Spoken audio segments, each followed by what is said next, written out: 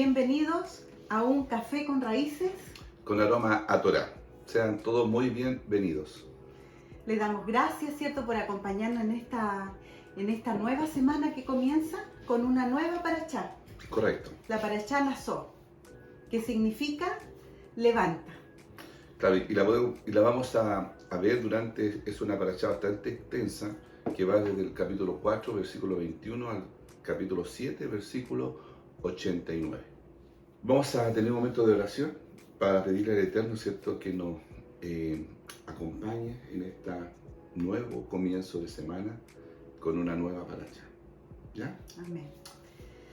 Padre bendito, Señor, Dios de Abraham, de Isaac y de Jacob, en esta hora, Señor, elevamos un clamor delante de tu trono, Señor, en primer lugar para darte gracias, Señor, reconociendo que tú eres bueno, Padre, reconociendo que tu palabra es la que ilumina nuestras vidas, Señor, así como dice tu palabra, lámpara es a mis pies. Gracias, Señor, porque podemos tener la oportunidad de estudiarla libremente, Señor. Gracias, Padre, por una nueva semana, un nuevo estudio, un nuevo aprendizaje, Señor. Padre, yo te pido que tú bendigas a cada persona, Señor, que nos acompaña en estos estudios de estas porciones bíblicas, Padre. Gracias te damos por cada uno de ellos. Gracias, Señor, porque tú nos permites crecer juntos, Señor, en unidad, Padre, a pesar de las distancias. Y en esta hora, Señor, rogamos una vez más, Señor, porque nuestro clamor es por Israel, Señor, por esa tierra bendita, Padre, que está pasando tribulación. Padre bendito, rogamos, Señor, para que ellos en medio de la tribulación puedan tener shalom. En el nombre de Yeshua. Amén.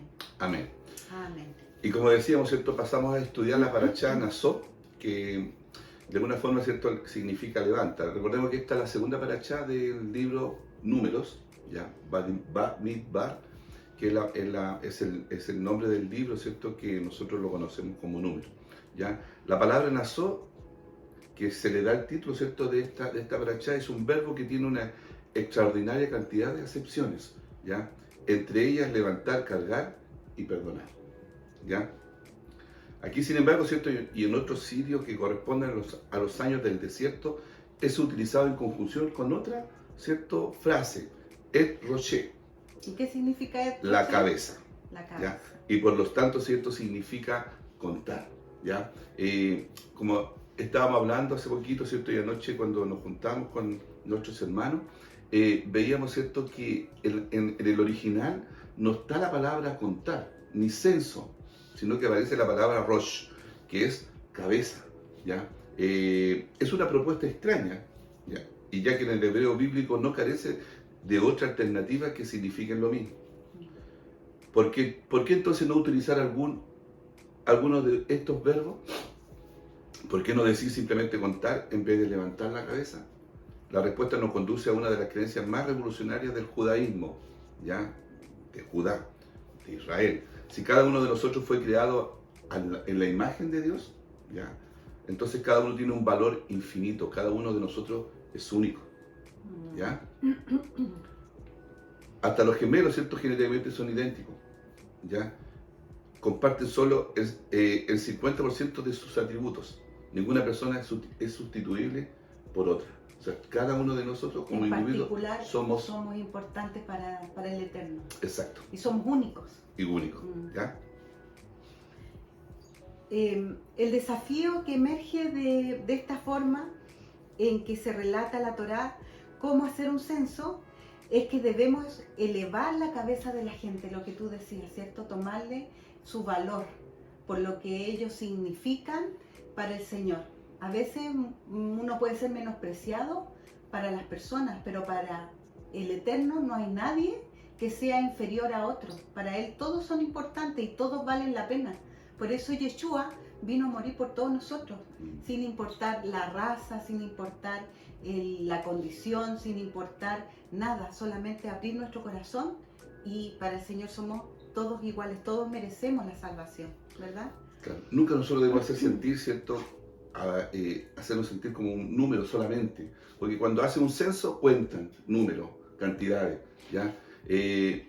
nosotros no tenemos, o sea, el Eterno no nos considera de esa manera al contarnos. Al contrario, ¿cierto? Nos hace sentir que somos importantes. Hermanos, si ustedes leen, ¿cierto? En el libro de Números, él habla, ¿cierto? Cuéntelo conforme a la tribu, conforme a la familia y conforme a su nombre. O sea, cada vez que Moisés, ¿cierto?, tomaba el censo o los contaba, venía una persona delante de él y decía su nombre, ¿ya? Porque para el Eterno, ¿cierto?, nunca fue el deseo de contar. Por eso en el original no sale contar, ¿ya? El Eterno, sino que lo eleva. Dice que es elevar la cabeza, o sea, es darle una oportunidad para, ¿cierto?, que a través de esa acción él pueda, ¿cierto?, sentirse importante dentro de un pueblo, ¿ya? Pero a nosotros hoy día, ¿cierto?, con todo lo que nosotros vemos y hacemos durante, ¿cierto?, nuestra vida como ciudadanos, muchas veces, ¿cierto?, nos hacen sentir solamente como un número.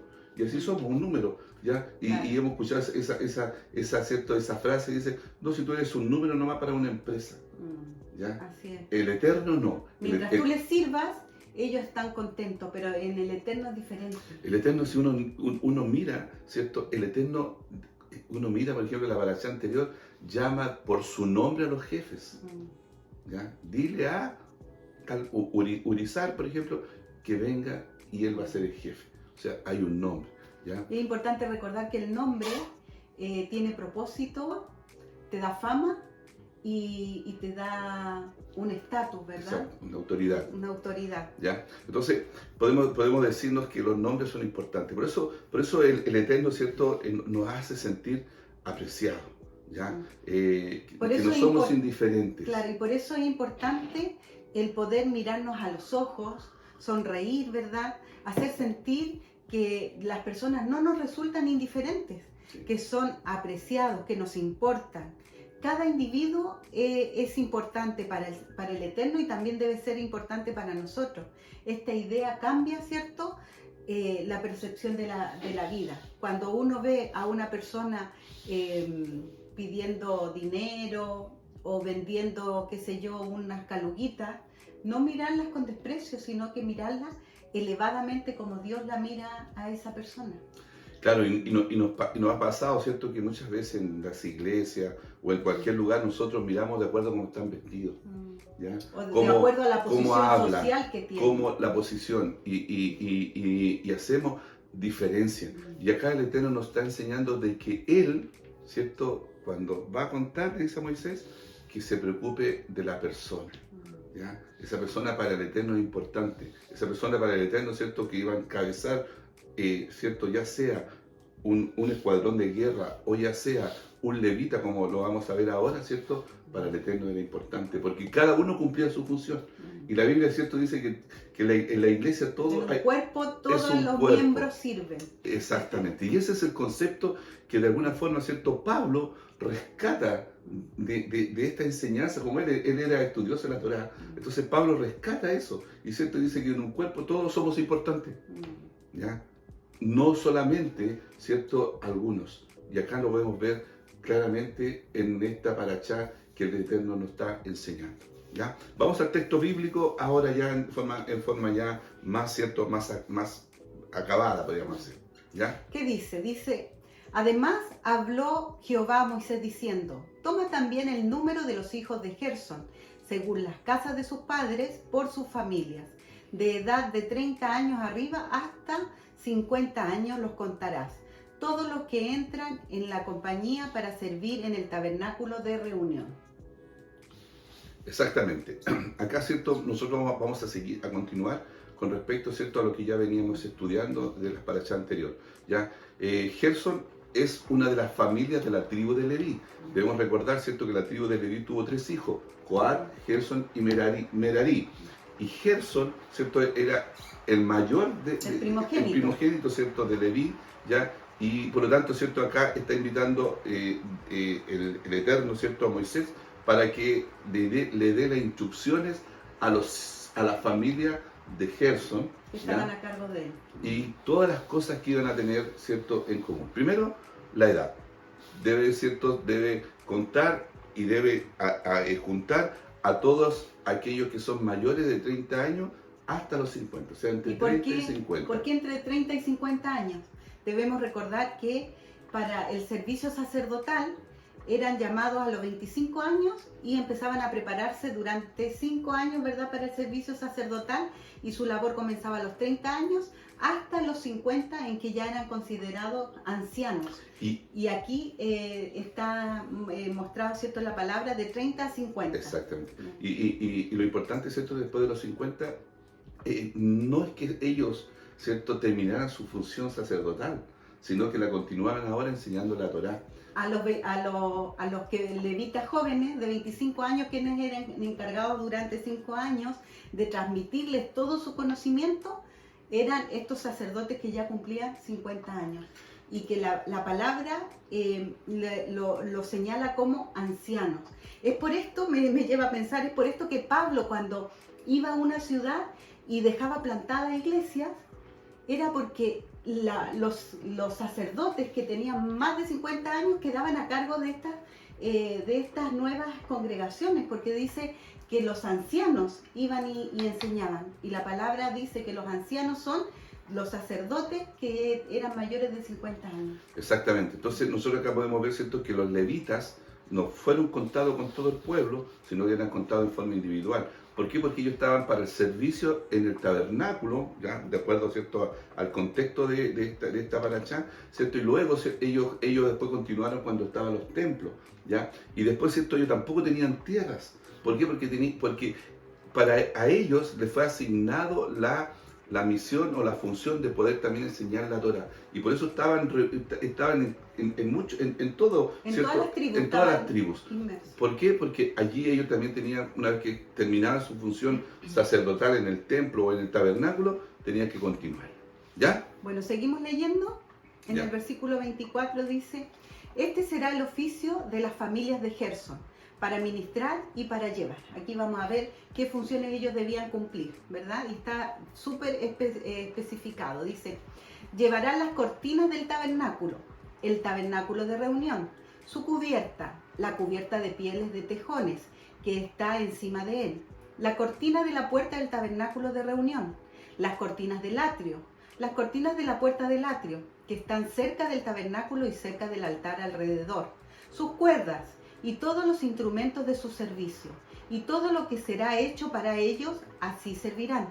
Según la orden de Aarón y de sus hijos, será todo el ministerio de los hijos de Gersón en todos sus cargos y en todos sus servicios, y les encomendaréis en guarda todos sus cargos. Este es el servicio de las familias de los hijos de Gersón en el tabernáculo de reunión, y el cargo de ellos estará bajo la dirección de Itamar, hijo del sacerdote Aarón. Exactamente. Ya lo importante es que nosotros por eso es importante nosotros saber, ¿cierto?, cómo está conformado el tabernáculo, ¿ya? El tabernáculo, ¿cierto?, no solamente había construcción, ¿cierto?, podríamos decir, basas, habían cortinas, habían cuerdas, habían ciertos soportes, ya que era el exterior. Y ellos, ¿cierto?, estaban encargados principalmente de las cortinas, ya, porque habla de las cortinas, ¿cierto?, tanto del atrio, de la puerta del atrio, ya la cortina de la puerta del tabernáculo de reunión, o sea, todas las cortinas de separaciones, ellos estaban a cargo, junto con sus cuerdas, ya. Entonces, lo importante en esto, ¿cierto?, nosotros debemos entender de que para el Eterno todo su tabernáculo era importante, ¿ya? Y no era una cosa, como diríamos, ¿cierto?, en buen chileno, al lote. Todo tenía que tenía que ser con, ¿cierto?, reverencia, con santidad, ¿cierto?, y con mucha, ser muy pulcro en todo lo que se hacía, ¿cierto? Entonces, Gersón, ¿cierto?, a pesar de no llevar las cosas más sagradas que nosotros ya vimos que la llevaba, ¿cierto?, la familia de Coat, pero Gersón también ejercía una labor, porque él tenía que llegar, ¿cierto?, y armar y cuidar las cuerdas, que no era fácil. Hoy día uno puede llegar y ir a comprar una cuerda, hoy día uno puede ir a comprar, no sé, tela y puede hacer una cortina, pero en ese tiempo, como estaba confeccionado, ¿cierto?, había que cuidar. Había, ¿cierto?, que tener Un respeto, un temor. Claro, entonces por lo tanto, ¿cierto? Gerson, que es el mayor y que uno mira, ¿cierto? Muchas veces uno mira humanamente, yo estoy a cargo de las cosas más sagradas. Y no, acá el Eterno, ¿cierto? A Gerson le da una función también importante. Así como ¿Ya? cada persona era nombrada por cabeza, ¿cierto? Para elevarla, también la función, no había una función menor que otra, digamos, en cuanto a la responsabilidad, ¿verdad? Debían hacerlo ay, se me olvidó la palabra, con excelencia, con Correcto. excelencia. ¿Ya? Entonces, por lo tanto, ¿cierto? Nosotros ya vimos que Coat, la familia de Coat, llevaba todos los utensilios del lugar santo y santísimo, ¿ya? Los que tenían que, ¿cierto? Que, podríamos decir, cubrirlas, ¿ya? Era Aarón y sus hijos, y ellos solamente la transportaban. Y acá vemos a Gerson, ¿cierto? Que él llevaba todo lo que estaba, ¿cierto? Alrededor del tabernáculo. ¿Ya? Sigamos. Seguimos leyendo. Dice en el 29. Contarás los hijos de Merarí por sus familias, según las casas de sus padres, desde el de edad de 30 años arriba hasta el de 50 años los contarás. Todos los que entran en compañía para servir en el tabernáculo de reunión. Este será el deber de su cargo para todo su servicio en el tabernáculo de reunión, las tablas del tabernáculo, sus barras, sus columnas y sus basas, las columnas del atrio alrededor y sus basas, sus estacas y sus cuerdas, con todos sus instrumentos y todo su servicio, y consignarás por sus nombres todos los utensilios que ellos tienen que transportar. Este será el servicio de la familia de los hijos de Merarí, para todo su ministerio en el tabernáculo de reunión, bajo la dirección de Itamar, hijo del sacerdote Aarón. Correcto, ¿ya? Así que cada objeto del santuario, ¿cierto? Fue administrado con orden y disciplina, y cada uno tenía su tarea personal, ¿ya? Como está escrito en 1 Corintios 12, del 12 al 30, que dice así: porque así como el cuerpo es uno y tiene muchos miembros, pero todos los miembros del cuerpo, aunque son muchos, constituyen un solo cuerpo. Así también es el Mesías. Pues por un mismo espíritu todos fuimos sumergidos en un solo cuerpo, ya judíos o griegos, ya esclavos o libres, y a todos se nos dio el deber del mismo espíritu, a beber del mismo espíritu. Porque el cuerpo no es solo un miembro, sino muchos. Si el pie dijera, porque no soy mano, no soy parte del cuerpo, no por eso deja de ser parte del cuerpo. Y si el oído dijera, porque no soy ojo, no soy parte del cuerpo, no por eso deja de ser parte del cuerpo. Si todo el cuerpo fuera ojo, ¿qué sería del oído? Si todo fuera oído, ¿qué sería del olfato? Ahora bien, Dios ha colocado a cada uno de los miembros en el cuerpo según le agradó, y si todos fuéramos un solo miembro, ¿qué sería del cuerpo? Sin embargo, hay muchos miembros, pero un solo cuerpo, y el ojo no puede decir a la mano, no te necesito, ni tampoco la cabeza a los pies, no os necesito. Por el contrario, la verdad es que los miembros del cuerpo que parecen ser más débiles son los más necesarios, ¿ya? Y las partes del cuerpo que estimamos menos honrosas, a estas las vestimos con más honra, de manera que las partes que consideramos más íntimas reciben un trato más honroso, ya que nuestras partes presentables no las necesitan. Más así formó Dios el cuerpo, dando mayor honra a la parte que carecía de ella, a fin de que en el cuerpo no haya división, sino que los miembros tengan el mismo cuidado unos por otros. Y si un miembro sufre, todos los miembros sufren con él. Y si un miembro es honrado, todos los miembros se regocijan con él. Ahora bien, vosotros sois el cuerpo del Mesías, y cada uno individualmente un miembro de él. Y en la congregación Dios ha designado primeramente emisarios, en segundo lugar profeta, en tercer lugar maestro, luego milagros, después dones de sanidad, ayuda, administraciones, diversas clases de idiomas. ¿Acaso son todos emisarios? ¿Acaso son todos profetas? ¿Acaso son todos maestros? ¿Acaso son todos obradores de milagros? ¿Acaso tienen todos dones de sanidad? ¿Acaso hablan todos en lengua? ¿Acaso interpretan todos? Acá podemos ver, ¿cierto? En este pasaje que es bastante largo, ya podemos ver, Pero ¿cierto? describe muy bien la situación que vivieron allí en el desierto. Por eso digo, Pablo indudablemente tomó, ¿cierto? De lo que él leyó en la Torá para poder expresar esto. ¿Me entiendes? Ni Coat ni Merarí ni, ¿cierto? Gerson eran, ¿cierto? Mejor uno que el otro. Mejor que el uno, sino que trabajaban en conjunto, porque recordemos que el pueblo, el tabernáculo se desarmaba y todos tenían que ir, ¿cierto? Avanzar, y el tabernáculo se detenía y todos, ¿cierto? Tenían que trabajar por sí mismos, incluso las tribus, porque las tribus iban protegiendo, ¿cierto? Iban en una marcha como el Eterno, ¿cierto? Le indicó que debían hacer, ¿ya? En Efesios...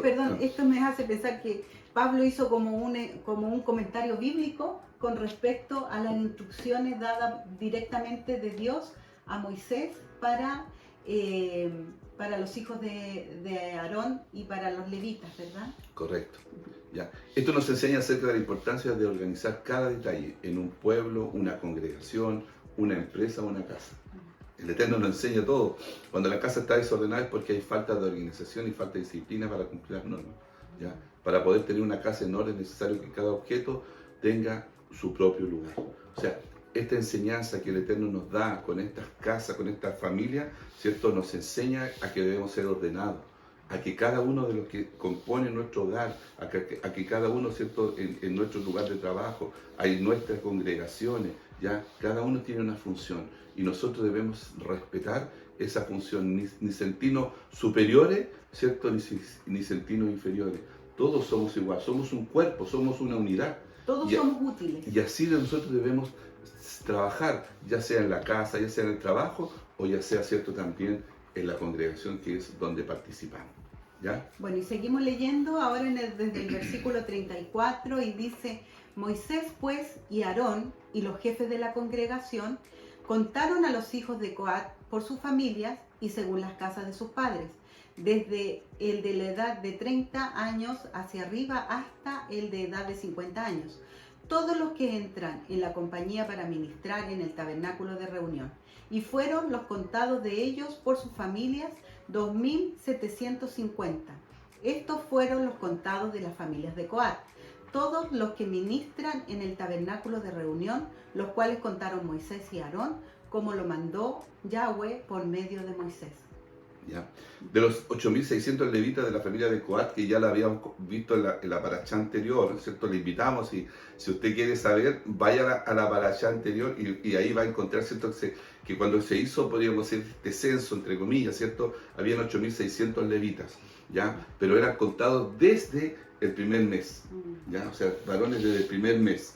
Pero acá, ¿cierto? El Eterno está indicando, ¿cierto? Que deben contar los que van a servir, y para servir es la edad entre los 30 y los 50 años, y eso eran, ¿cierto? 2.750, ¿ya? Por lo tanto, ¿cierto? Acá podemos ver cómo ya, o sea, esta familia no eran los 8.600 los que servían, sino que solamente 2.750, ¿ya? Y para terminar, ¿cierto? A mí lo que más me llama de todo esto, hermano, es lo que dice al final. Dice cómo lo mandó Yahweh por medio de Moisés. Nuevamente yo les recuerdo, ¿ya? Esta no es la ley de Moisés, como muchas veces, ¿cierto? Se acostumbra a decir la ley de Moisés. No, es la ley de Yahweh. Porque Yahweh ordenó a Moisés, y Moisés, como debiéramos hacer cada uno de nosotros, obedecer. Fue un siervo obediente. Obedecer lo que el Eterno le dijo. Por eso el Eterno, ¿cierto? En cada una de los cierres, ¿cierto? De los capítulos dice, como lo mandó Yahweh por medio de Moisés, ¿ya? Yo le quiero invitar de que la ley, ¿cierto? No está abrogada, o sea, no está eliminada la ley. ¿Por qué? Porque el mismo Eterno la dijo, y él dijo, y el Eterno es eterno. Por eso es el Eterno. Ley es eterna, por lo tanto, sí, esta ley es eterna. Nunca va a poder ser borrada, porque nosotros vamos a morir y van a venir nuestros hijos, nuestros nietos, nuestros bisnietos, nuestros tataranietos, y va a ser la misma ley, la ley de Yahweh.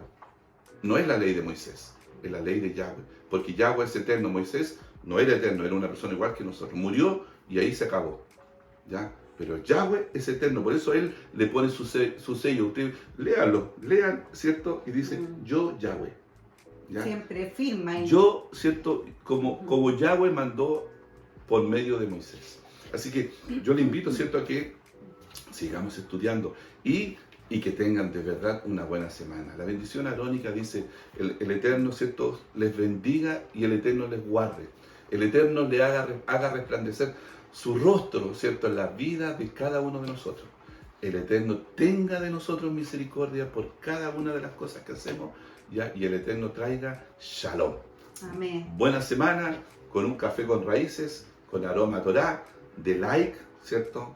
Y suscríbase al canal, comente, que nos sirve mucho, ¿verdad? Para que otras personas puedan alcanzar a ver y estudiar junto a nosotros. Es una pequeña colaboración que pueden hacer las personas que están mirando, ¿verdad? Exactamente. Que nos ayuden a que el reino de Dios se extienda. Que tengan una buena semana. Shalom.